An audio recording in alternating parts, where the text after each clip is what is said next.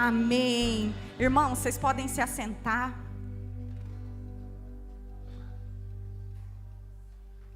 E antes de nós orarmos mais uma vez, eu vou pedir para que vocês já abram a Bíblia de vocês lá em Gênesis. Gênesis é o primeiro livro da Bíblia, tá bom?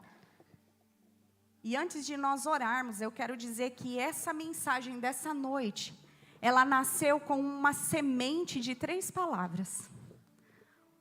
E hoje eu quero compartilhar ela com vocês, amém? Feche os seus olhos. E eu quero te pedir que você venha trazer à memória tudo aquilo que se perdeu na sua vida. Porque eu creio que hoje é uma noite de reencontro. Para alguns de encontro, para alguns de renovo e para muitos de reencontro com aquele que te criou com um propósito. Pai, eu creio, Senhor, que toda a estrada da Tua palavra nos leva a Jesus Cristo.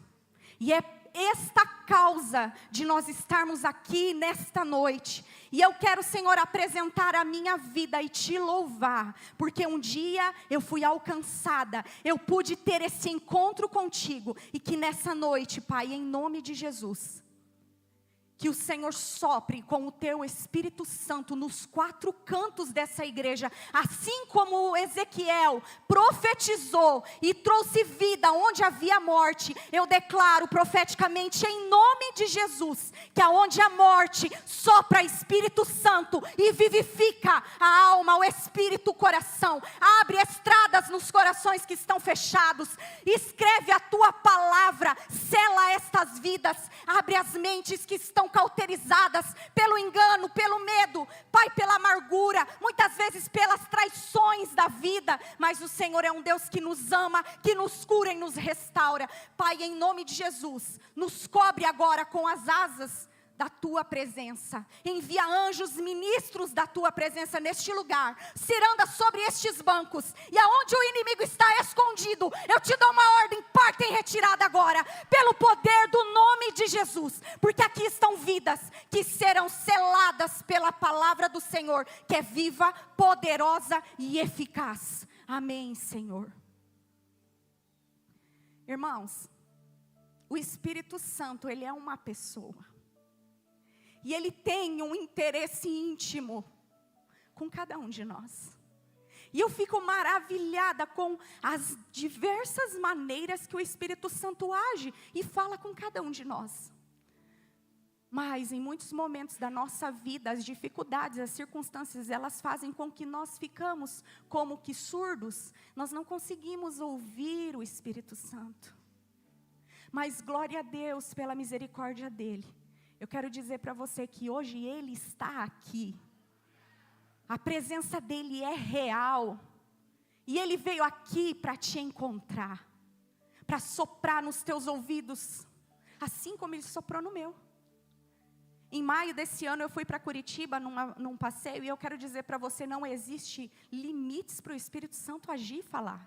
Não tem um lugar que Ele vai falar. Você não vai ouvir o Espírito Santo só quando você está aqui nessa igreja e sentindo talvez que hoje você pecou menos. Você vai ouvir o Espírito Santo quando você verdadeiramente buscá-lo. Ele vai se revelar para você na simplicidade de um encontro, de uma pessoa, de uma frase, de uma palavra, do balançar de uma árvore. Ele vai falar com você. E eu fui fazer uma viagem, passear em Curitiba, e a minha tia falou assim para mim. Eu falei, tia, Campo Mourão, Moroense, falei, ai tia, eu queria levar as filhas para passear, em Curitiba, para conhecer o shopping. Daí ela falou assim, então, minha tia já tinha 70 anos. Aí ela falou assim, ai filha, então por que vocês não fazem uma aventura?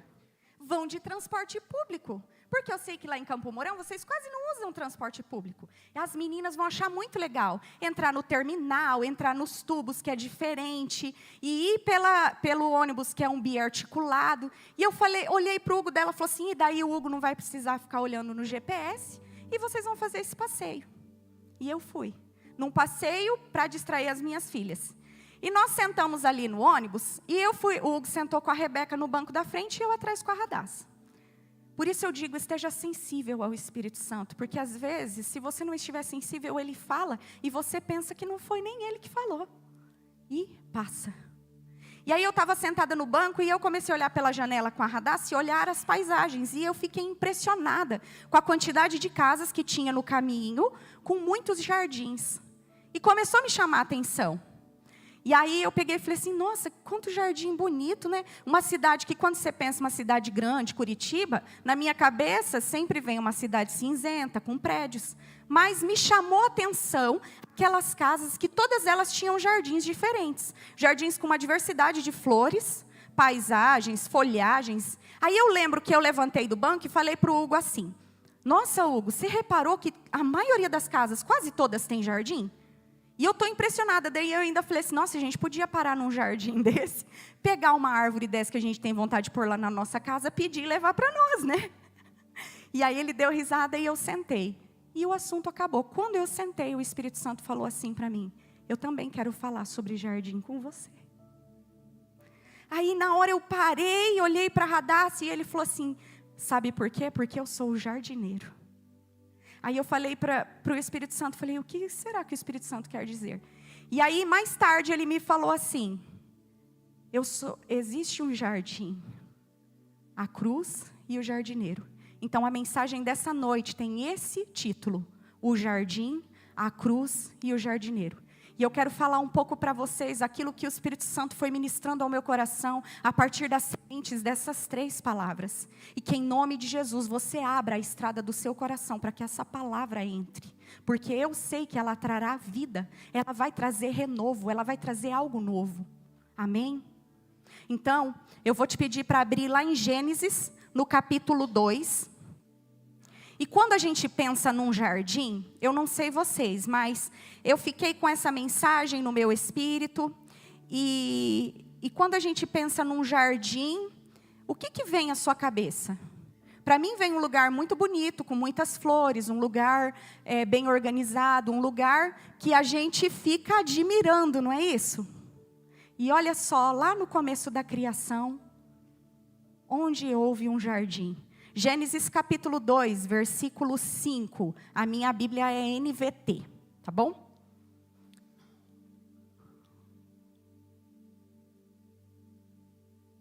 Gênesis 2, 5.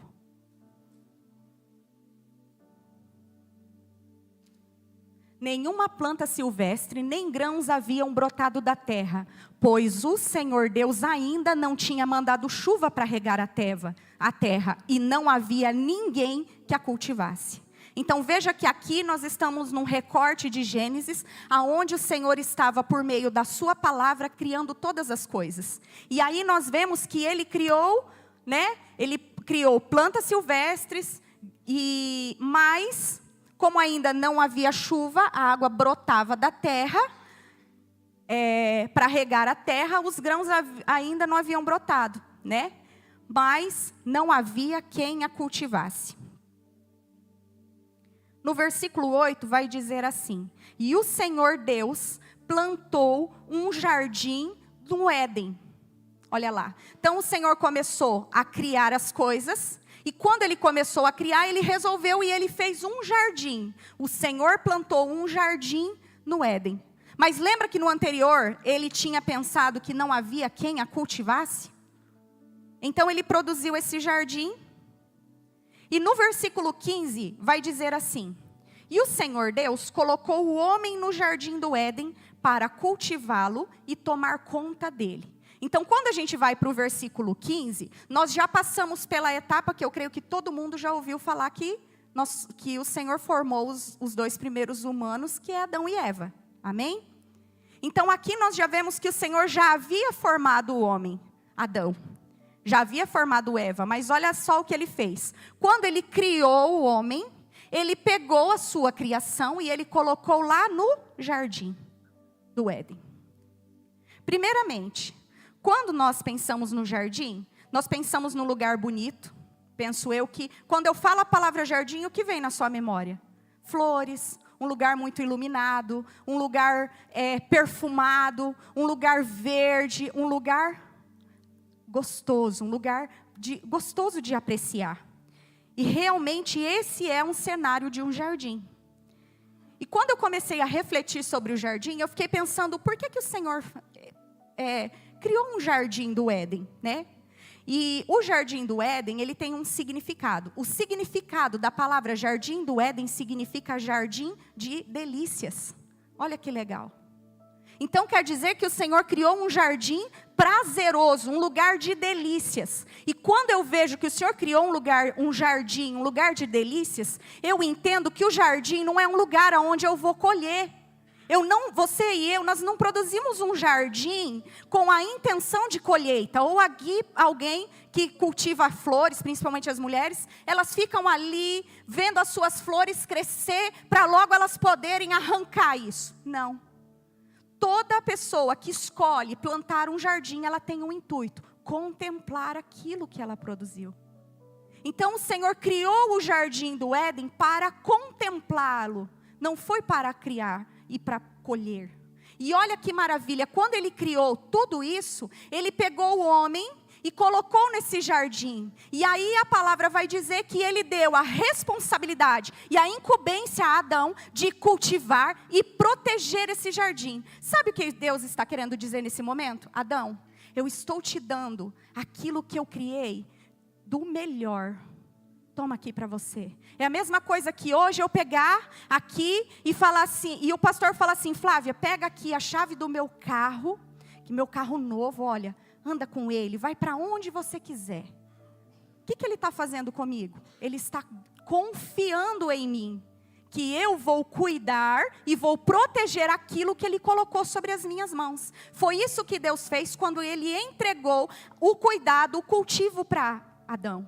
E mais do que isso, a palavra vai dizer lá no capítulo 3, que ao entardecer, sabe o que Deus fazia?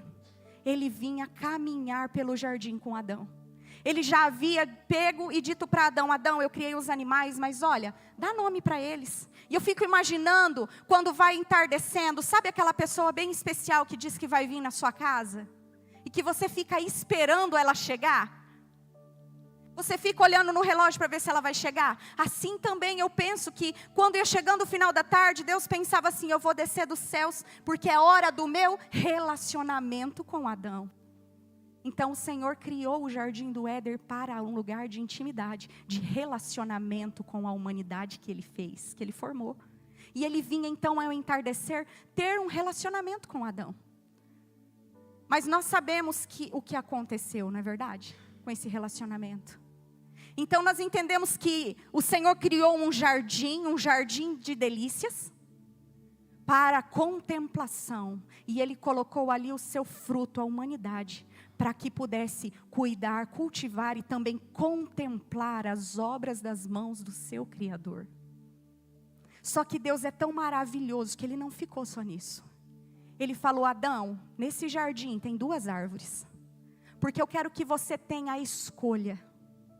Eu não quero que você esteja aqui por obrigação, porque você não tem outra escolha. Mas eu quero que todos os dias você me escolha. Você escolha contemplar, você escolha se deliciar com esse lugar que eu te dei. Mas olha, Adão, toma cuidado, porque tem só uma árvore, a do conhecimento do bem e do mal. Não fique perto dela, porque quando você ficar perto dela, certamente morrerás. E sabe o que um belo dia Adão fez, e Adão e Eva? Nós sabemos, né? Eles escolheram parar de contemplar o Criador. E eles começaram a pensar em contemplar a si mesmo. Porque quando a palavra diz que aquela árvore era a árvore do conhecimento do bem e do mal, eles deixaram de querer conhecer apenas ao Senhor, ao Deus que os criou. Eles começaram a pensar: acho que nós queremos conhecer também outras coisas. E quando aconteceu isso, a palavra vai dizer que eles se viram nus. Porque imediatamente, a partir do momento que eles tiraram o foco do seu Criador e começaram a olhar por si mesmos, eles se sentiram desprotegidos. É isso que acontece comigo e com você, quando nós nos afastamos da presença de Deus. Então quer dizer que o Senhor tem para nós um lugar de obediência e um lugar de desobediência. E a desobediência nos leva à morte. Mas eu quero falar uma coisa para você que Deus falou para mim: Flávia, eu sou um Deus de misericórdia. Eu sou um Deus de segundas chances. Então, independente de escolhas que você já tenha feito, saiba que Deus é um Deus de segundas chances. E olha o que diz lá em Tiago 1,18. Diz assim: por sua própria vontade, Ele nos gerou por meio de sua palavra verdadeira. E nós, dentre toda a sua criação, nos tornamos os seus primeiros frutos. Então eu quero dizer, o Senhor te formou também para te contemplar. Para que você contemple Ele e Ele te contemple. E nós vemos isso quando Satanás vem afrontar Jó e ele fala, viste o meu servo Jó? É igual eu como mãe falo assim, você viu a minha filha, que linda? Sabe, quando a mãe vai na apresentação da escola e fica maravilhada com a filha que ergueu o braço, tudo desengonçado, mas para nós é a coisa mais maravilhosa. É assim que Deus olha para nós, quando nós verdadeiramente escolhemos a Ele, independente de como chegamos, porque é Ele quem nos transforma. E você e eu somos os seus primeiros frutos. Eu me lembro que numa das minhas primeiras experiências com o Espírito Santo, um dia orando eu falei, Espírito Santo, eu preciso que o Senhor me mostre como o Senhor me vê. Porque eu tenho tanto medo. Às vezes o Senhor fala comigo e eu preciso de um tempo para entender se realmente é o Senhor quem falou. Porque eu me sinto tão incapaz. E aí eu lembro que eu fechei os meus olhos e Deus me mostrou uma pequena árvore. E ainda quando eu conto para vocês, ela me vem à memória, porque foi o Espírito Santo que me mostrou. Ela era pequenininha, o tronco ainda era bem pequenininho, mas eu vi as folhas novinhas e bem verdinhas. E eu fiquei tão feliz e eu pensei comigo, nossa, eu pensei que Deus ia me ver de tantas formas e Ele me vê como uma pequena árvore. Só que quando eu fui ler Tiago 1,18, eu entendi por quê. Porque eu sou uma das suas criaturas. Eu também sou obra da sua criação, eu sou um dos seus frutos, assim como você. E eu quero te dizer que então quando houve a desobediência, a morte ela entrou. O pecado entrou e com o pecado entrou a morte. Mas é aí que o Espírito Santo me deu a segunda semente, a cruz. Que eu quero trazer hoje para vocês. Primeiro eu quero falar para vocês que o jardim, ele não nasce pronto. Um jardim é um lugar de processos. Um jardim é um lugar de mudanças e de estações.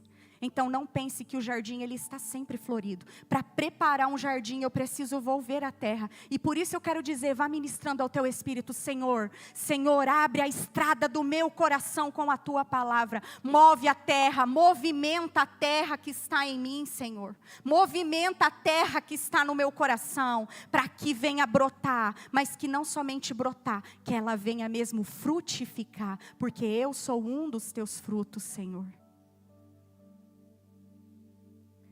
E então quando nós vamos falar de cruz, jardim, um lugar de processos, um lugar de estações, um lugar em que você vai firmar as tuas raízes, você vai aprofundar as tuas raízes, como um ramo para que você também comece a alcançar outras vidas, ligada na videira verdadeira que é o Senhor.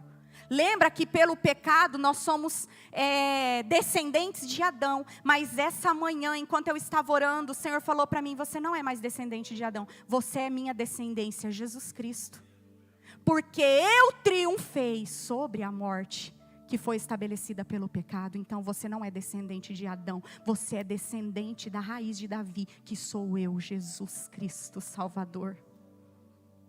Lá, a cruz, ela é um lugar de misericórdia, de amor e de resgate. E quando eu disse que toda a palavra, toda estrada nos leva para a palavra que é Jesus Cristo, não tem como não falar de cruz. Porque a cruz é um lugar de passagem, de morte para a vida. A cruz é um lugar de ressurreição. E o Espírito Santo ele me levou a lembrar lá em Isaías, quando Isaías fala que viria um renovo justo.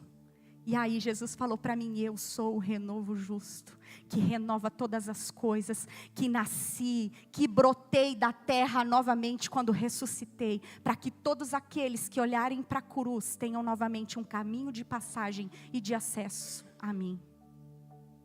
Então lá em 2 Crônicas 7, 14 e 15, vai dizer assim, então, se o meu povo, que se chama pelo meu nome, humilhar-se e orar, buscar a minha presença e afastar-se de seus maus caminhos, eu os ouvirei dos céus, perdoarei os seus pecados e restaurarei a sua terra.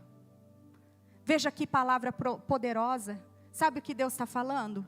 Pelo pecado a morte entrou, mas eu restauro a terra.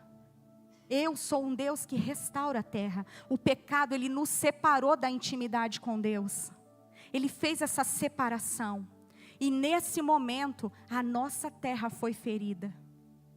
O pecado, ela fere a nossa terra. Então, o que acontece quando ela fere a nossa terra? Nós começamos a brotar frutos do pecado.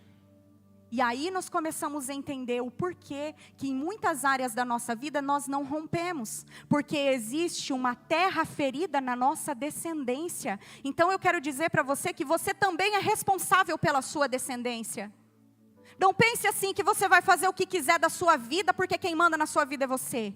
Pense que você também é responsável para uma próxima geração. Você é responsável pela sua descendência. Então escolha restaurar a sua terra essa noite em nome de Jesus.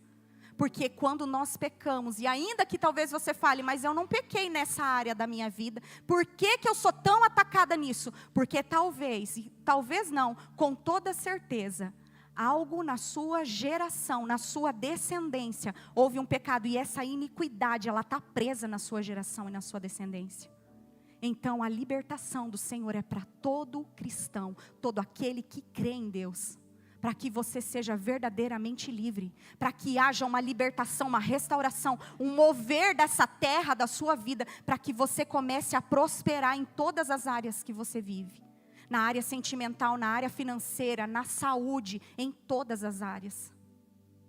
E o Senhor, Ele nos deixa essa promessa em 2 Crônicas. Se o meu povo, que se chama pelo meu nome, Ele está dizendo, se o meu povo que me reconhece, chamar o meu nome, eu ouvirei dos céus. O Senhor não está com os ouvidos trancados e tapados, que Ele não possa ouvir as tuas necessidades.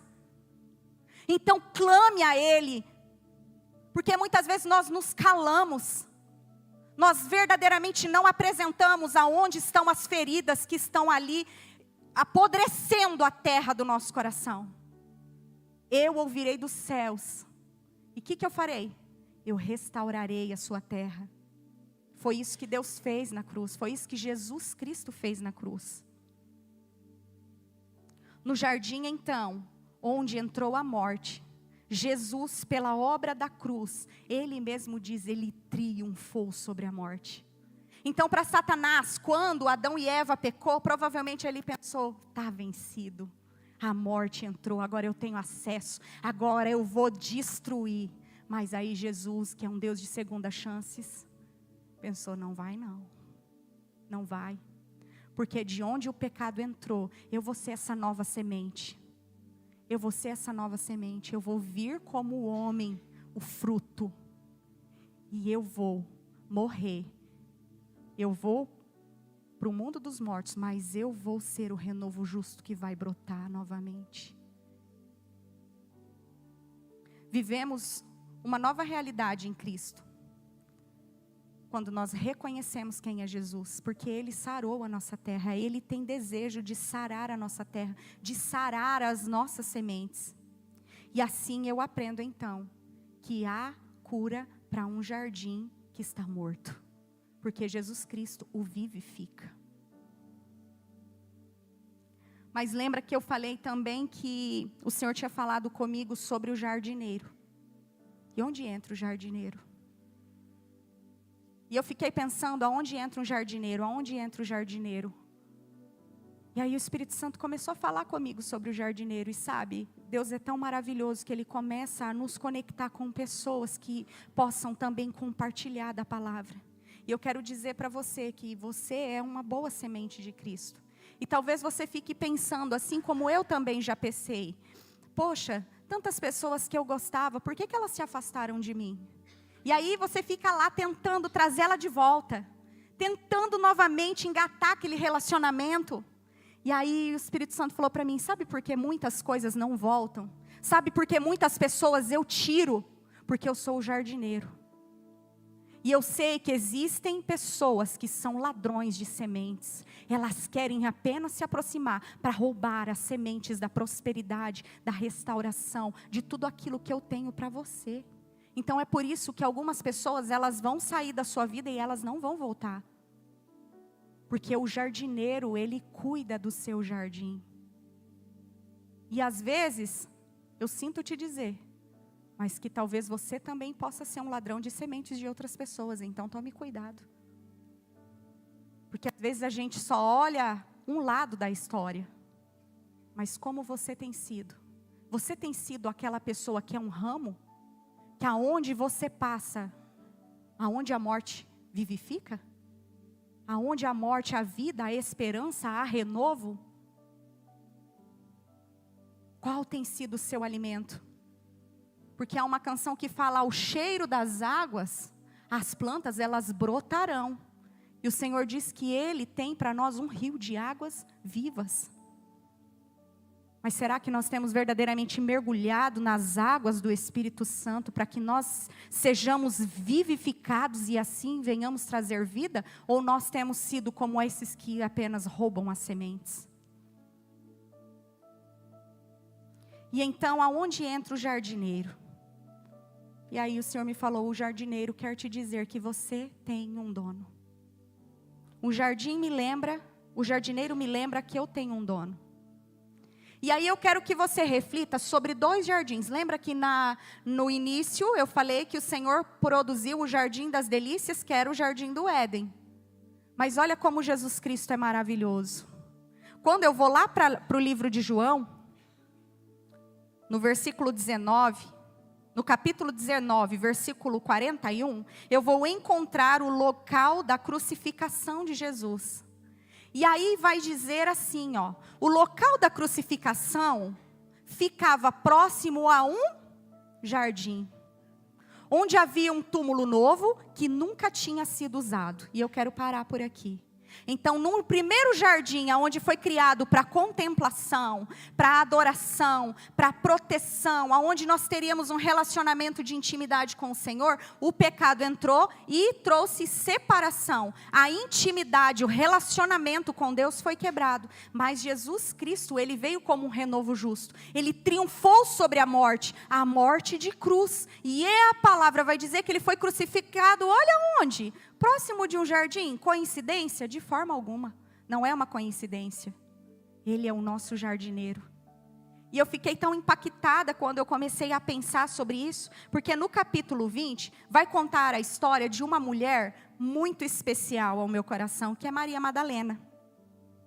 E aí nós vamos ver nesse capítulo 19 de João, a parte da crucificação de Jesus, a parte da sua morte. E quando ele morreu, Maria Madalena era uma das que ficou muito entristecida. E sabe, quando nós estamos passando por adversidade, por problemas, às vezes as dores, elas fazem com que haja não só uma surdez espiritual, mas uma cegueira também.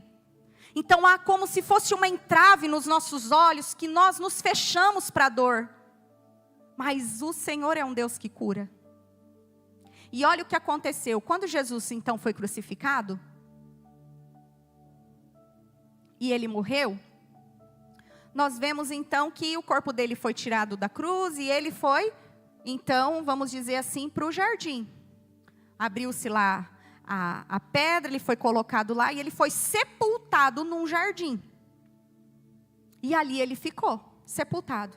Maria Madalena, eu fico imaginando ela como uma intercessora. Ela ficou desesperada. Eu acho que a hora não passava, eu preciso ir lá. Eu preciso ir lá ver aonde colocaram o meu Senhor. Eu preciso ir lá encontrar o meu Senhor.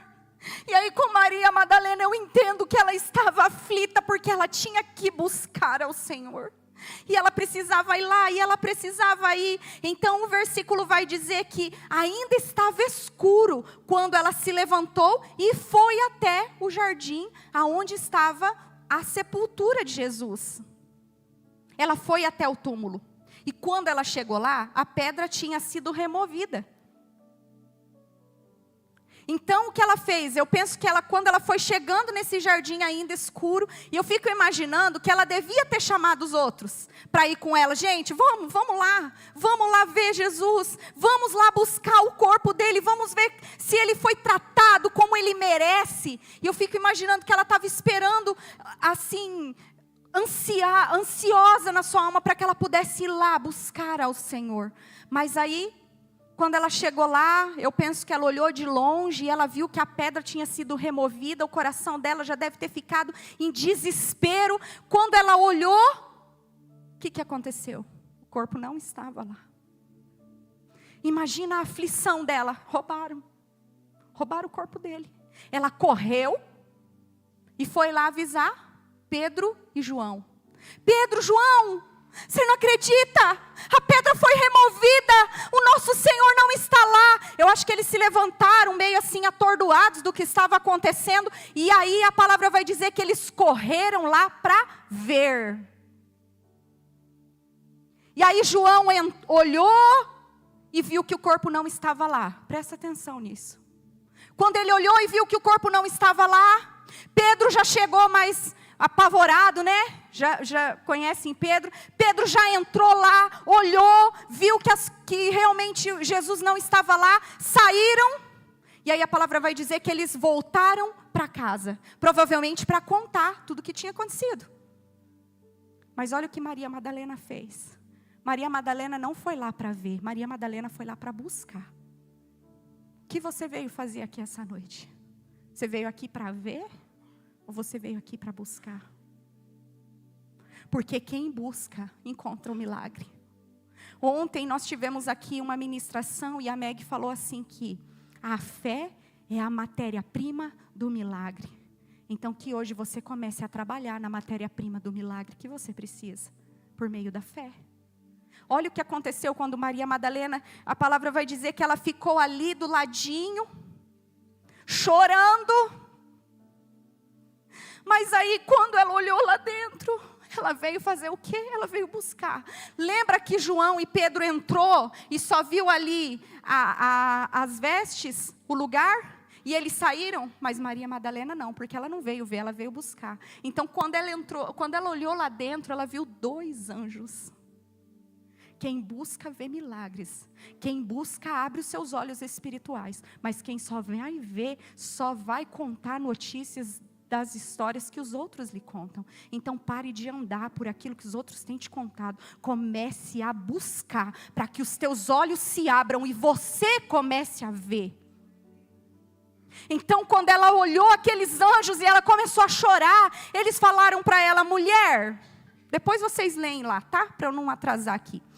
Mulher, por que você está chorando? E ela falou assim: conta para mim, aonde ele está, onde vocês colocaram ele? O meu Senhor. E aí a palavra vai dizer que ela estava chorando e ela saiu para fora. Quando ela se virou do que ela estava falando com aqueles 2 anjos, quando ela se virou, olha o que ela viu.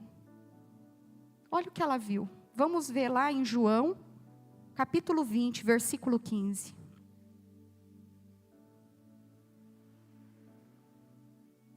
Quando ela olhou para trás, eu fico imaginando a cena na minha cabeça.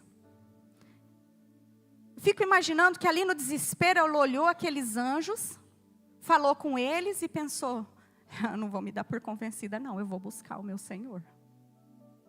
E aí quando ela virou, ela olhou e ela viu, ó, gente, essa Júlia é maravilhosa, né? Maria disse, obrigada Júlia. Ela se voltou para ele e... Opa, volta Júlia. Mulher, quando ela olhou, ela falou assim: mulher, por que está chorando? A quem você procura? Olha o que ela pensou. Pensando que ele fosse o jardineiro. Ela disse: se o Senhor levou ele embora, diga-me aonde colocou e eu irei buscá-lo. Ela veio para buscar, ela não vai embora só sem ela encontrar o que ela veio buscar. E quando ela falou isso, eu imagino que ela falou isso para o jardineiro e ela se virou. Quando ela se virou, olha o que ela ouviu: Maria! E ela se voltou e ela disse: Rabone! mestre. Ainda quando ela não viu, ela tinha intimidade com o seu mestre. Ao som da sua voz, ela o reconheceu. E a palavra vai dizer que as minhas ovelhas, elas ouvem a minha voz, elas me reconhecem. Então, por que é que muitas vezes nós não temos ouvido a voz do Espírito Santo? Por que é que muitas vezes os nossos olhos estão fechados, os nossos ouvidos estão ensurdecidos, que nós não conseguimos ouvir a voz do nosso Senhor? E sabe o que me chama a atenção? Ela foi lá para buscar, mas quem foi encontrada foi ela, porque quando ela foi lá para buscar, olha a voz buscando ela: Maria! E aí o Senhor deixa uma promessa para você: clama a mim e eu responder-te-ei, e te falarei, e te farei coisas maiores do que você imagina. Clama a mim. Abre os ouvidos e começa a ouvir a minha voz. E eu te responder-te-ei. Eu te responderei antes mesmo que você termine de falar. Em João 10, 27 vai dizer: as minhas ovelhas ouvem a minha voz, eu as conheço, elas me seguem, eu lhes dou vida eterna e elas nunca morrerão. Ninguém pode arrancá-las da minha mão, pois o meu Pai deu-as a mim. Ele é o mais poderoso que todos, e ninguém pode arrancá-las da mão do meu Pai.